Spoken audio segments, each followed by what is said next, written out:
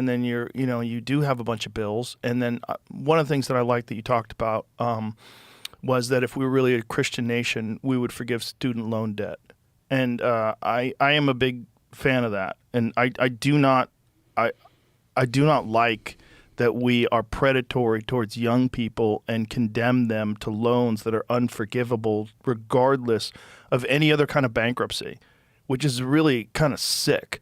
The idea that we have put education that may or may not be even helpful for you in the future and may just be complete nonsense. Like say you spent hundreds of thousands of dollars getting some degree in the humanities, getting some degree in gender studies, some just a nonsensical degree that you're never going to get a job from. And now you're condemned to not just pay that initial debt, but with interest forever. There's people right now that are on Social Security that are getting their Social Security docked. They get chunks of it taken out to pay for their student loan debt that they will never pay off. They will go to the grave in debt for predatory loans that they took out when they were so young, their frontal cortex wasn't even fully developed yet. They didn't have any idea what they were doing. They were being coerced by a bunch of people that told them this is the only way, that you have to do this, otherwise you're going to be a loser. Right. That easily could have been me. I was very lucky that I didn't fall into that. But I only went to school. I went to UMass Boston.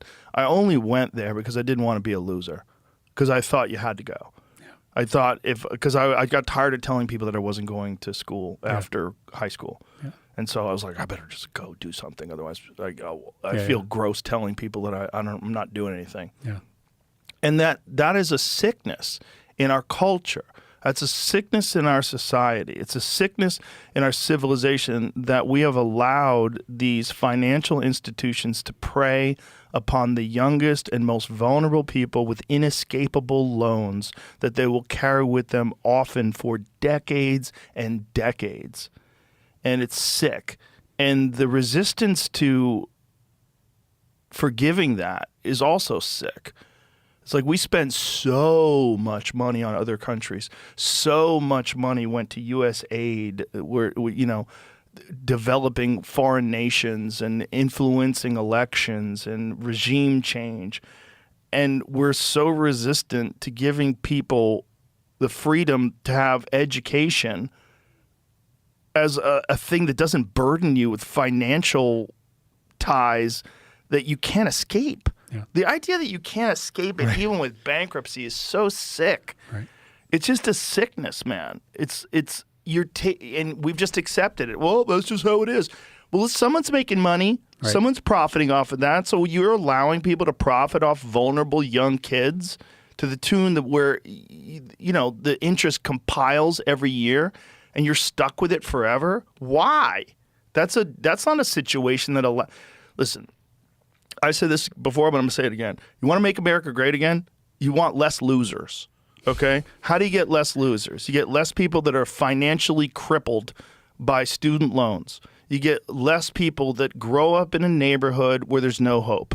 When we find neighborhoods that have no hope and that are riddled with drug addiction and crime and gang violence, and we just leave them alone, and we just say that's their problem. No, that's our problem. If we really want to think of ourselves, the United States of America, as a community, which is that's how I like to look at it. I like to think of us as a big community. I don't like to think of us as right versus left and blue and red and all this nonsense. It's a bunch of people that agree we're all the same. Yeah. So if we are a community, how are we allowing these places to create these disenfranchised people generation after generation and do nothing about it? And those kids were doing exactly what we told them to do. Exactly. Right? I mean, exactly. Go to school, kids. Right. Yeah. Go to college. Go to college. Again, I think we've overcorrected, where now we tell every kid to go to college, which does a lot of damage too, because a lot of kids, one, don't want to go to college, two, their gifts and their skills aren't going to be fully developed at a 4-year university. Also, we're dismissing the value of trades. Like, my God, how much more money having they a make. great plumber is so important. Having a great carpenter is so important. Electrician. No, I mean, so important. and you make a lot more money. I mean, the guys I went to high school with that have a boat out at Lake Travis are not the ones who went to a 4-year university like I did. Well, they certainly didn't study, Right. Get your head out of the books. the nonsensical stuff that doesn't get you anywhere. But I mentioned to you before I was a politician, I was a public school teacher, which is kind of an unusual route to, What did you teach? to serving. I taught 6th grade language arts at Rhodes Middle School. Oh, so that's something that's valuable. I often say Language arts. teaching middle school is the best preparation for politics. It's a lot more like middle school than people think. The egos, the drama, just all of it is. Isn't it crazy how no one gets past that? Yeah, I mean, well, we could talk about this all day, but there are lots of stories I have where I'm just blown away by the ego. And again, I have an ego, you have an ego. There's no way you can do this kind of difficult work without an ego that, to be able to say, I want to make decisions for 200,000 constituents. I mean, that's the job I have, right? I mean, that takes a certain amount of ego to make those kind of decisions. You just can't let the ego be the boss. Correct. And this was the problem. I mean, we focus so much on President Biden's age, which I agree was a problem. But I don't think we've really discussed that the biggest problem was ego. It was his inability to step aside and let someone else do the job. Yes. Right? I mean, when it should have happened a lot earlier than when it should have never happened in the first place. Let's be realistic. In 2020, we all knew, anybody that was paying attention knew that he was compromised. Yeah. Well, and that he said he was a transitional figure. Yeah. I mean, he I don't know how explicit he was, but he certainly made it sound like, he was stepping in so that he could usher in a new generation. And that never happened. Because when you get into these offices, and I'm just a little state rep at a low level, but even I know, like, people call you representative. Your mail says the honorable. Yeah, right? nice. Right. And you're like, that's tight. This feels pretty good, right? That's pretty like cool. People, and you have a bunch of new friends, right? All the lobbyists are like, now they're professionally friendly, right? And all that can go to your head very quickly. I'm sure. And think about someone who's been in it for 60 years. Mm-hmm. I mean, it almost becomes a fused part of your identity to where you can't step aside. Oh, yeah. Everything is for self-preservation. Well, look at these politicians that are in their 80s that are still in office. Desperately clinging. Yeah. I mean, I look at these people and I'm like, you have grandkids. Well, it's not just that. It's also the support system that's behind them, right? Yes. Because all those people need that person to stay in office. Correct. Yeah, they all depend on him. Yeah. But I'm like, you tell me this 60 years from now, if I'm 80 years old and I'm still in elected office, it's like, go home. Well, maybe Spend not. some time though. with your grandkids. You're still valuable at 8. I'm not dismissing. Age comes for all of us, right? I mean, yeah, but I don't dismiss the possibility that you could be an elder statesman and be like very wise and kind and benevolent and doing a really good job. I guess but that to me it suggests that you think there's no one younger with more energy who could do this better. Well, why do you have to have no energy if you're old if you take care of yourself? See, I mean, think I guess there's that's a true. lot of people that have learned a lot in their time. For sure. I mean, you've got your situations where you've got like your Nancy Pelosi's where they're clearly using the system for extreme wealth. They're generating preposterous amounts of wealth for a reasonable income. They may have a reasonable income of $170,000, $200,000 a year, but yet they're worth hundreds of millions of dollars. Like, that's kind of crazy, right? That's kind of crazy that you're supposed to be that's above board. That's level. That's okay. That's nuts.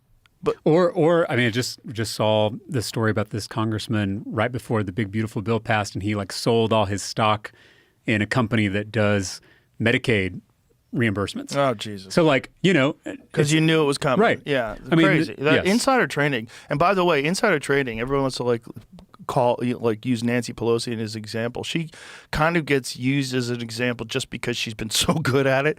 But if you look at the actual insider trading, it's red and blue. It's the whole thing. Yep. It's filled with people that are benefiting. Well, and so going into this, when I first decided to run, I was 28, had never run for anything How before. old are you now? 36. I just turned 36. And I was, like I said, a former teacher, so I didn't know about how to run for office. Why did you decide to run for office? Well, so I was a teacher on the west side of San Antonio, which is for those your listeners who are in San Antonio, the west side is this beautiful, historic neighborhood, Mexican-American neighborhood. It's also one of the poorest zip codes in the whole state of Texas. So every day I saw my students struggling to overcome poverty and these systems that were designed to hold them back. And the school I was at was underfunded. I mean, it's Title I school. I taught 45 kids in one classroom, and the classroom was not that much bigger than the studio. Oh my God. So you can imagine 45 kids in here. I literally had kids sitting on the air conditioning unit because there weren't enough desks. I mean, this is crazy. This is the 21st century In America. in the United States of America. Wow. And it pissed me off. I mean, I had one student. I was a first-year teacher. What happens in schools, especially schools in high-poverty neighborhoods where things are really hard, the administration of the school will oftentimes give the kids who need the most help, the kids who have the most troubles, to the first-year teachers, right? Almost like a hazing thing. So I remember my first year of teaching, my principal told me that I was going to get this kid named Justin, who had gotten kicked out of his elementary school the year before because he had brought a knife to school and threatened to stab his fifth grade teacher. So I was, again, first-year teacher, kind of freaked out, right? The kid shows up. One, he's not a monster. He's an 11-year-old boy, right? Like this high, right? I took him aside, introduced myself, told him I was happy he was in class, told him I wanted to get to know him. He gradually started to raise his hand a little bit more in class. He was super smart, super just quick. He also had like a great smile. He's very popular with the girls in the class, a lot of personality. And I started to invite him to our little lunch group because I had kids who came and ate in my classroom during lunch. And we started to kind of build a rapport. And he didn't have a lot of male teachers, so I think that was helpful to see a guy as a teacher and be able to build a relationship with him.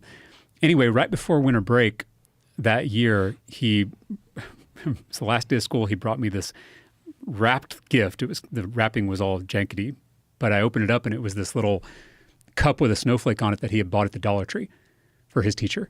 Again, this is a kid who was going to stab his fifth grade teacher. A few months later, he's bringing a snowflake cup to his sixth grade teacher. And I was feeling like I was on top of the world as a teacher. I was like, who's going to make the movie, right? Like, here I am, right?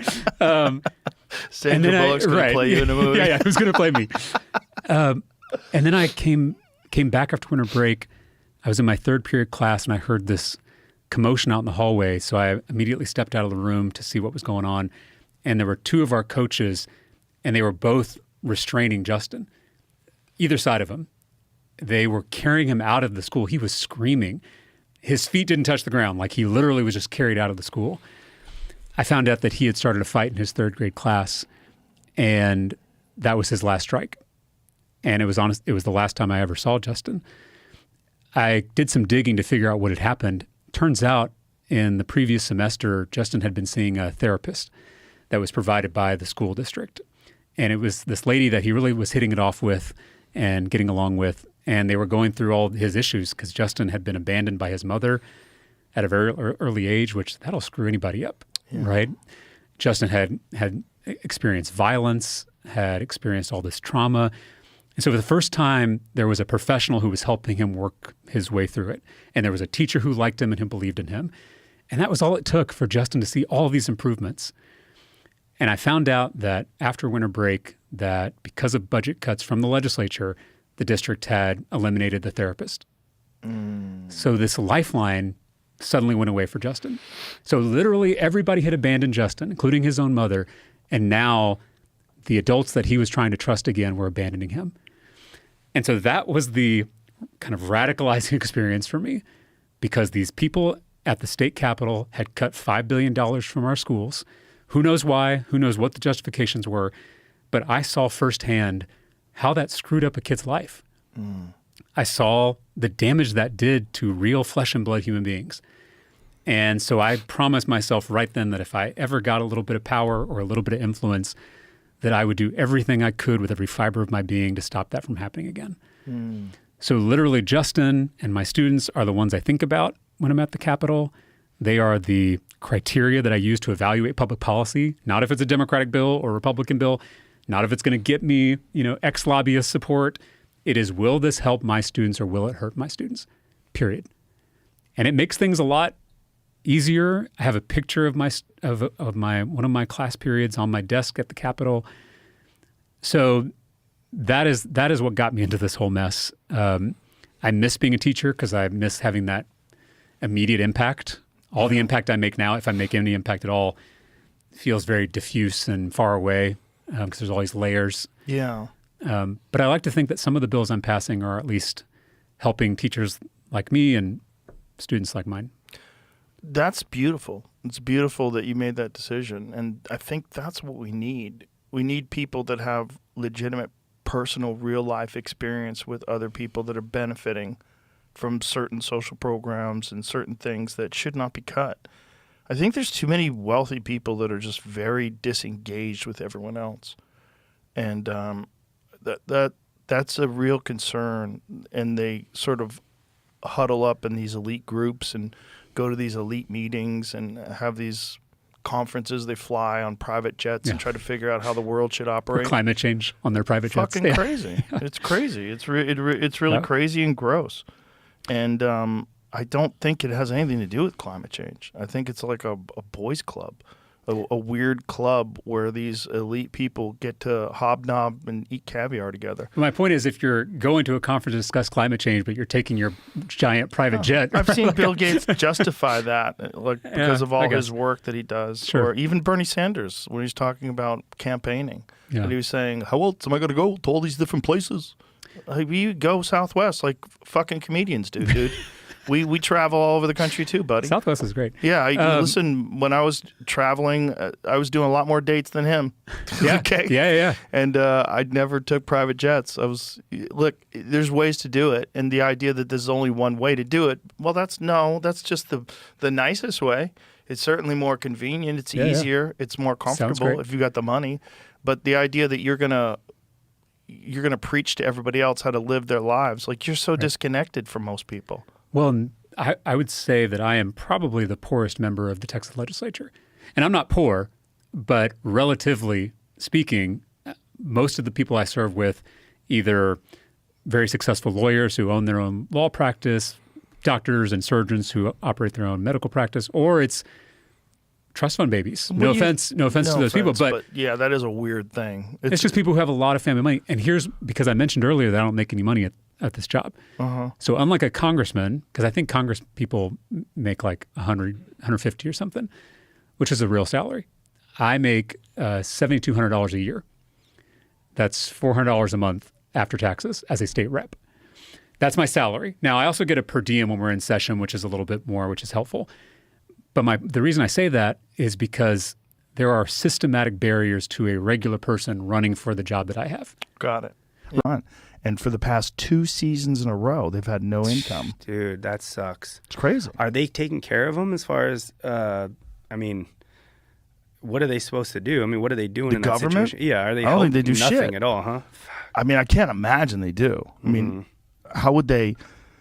I mean, like their business is based on customers and then tips. Yeah. So like, how could someone take care of them? Like, what is it? What is someone going to do? No. How could the government supplement that? Yeah. I'm not exactly sure what they've been doing, but they're stuck. Yeah. Like you can't even like They're if you good come from people, too. Canada, they're great people. Yeah, I love them. Yeah. They're awesome. I love them too. If you come from Canada into America and then you try to go back to Canada, I think there's like a 14-month quarantine. And What? Yeah. Oh, excuse me. 14. 14. I was like, what?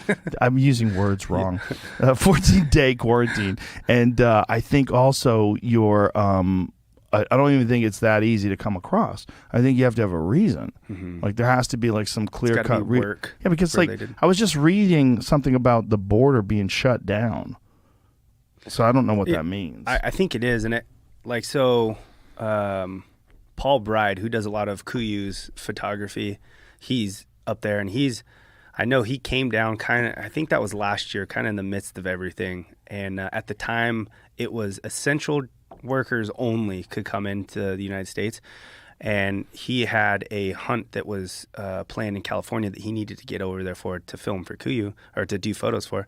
And he came in, he did the hunt, and on his way back, they like hammered him. He was like, he told us like they threatened him like, you are not an essential worker. Basically, you are not allowed to travel if we catch you doing it again.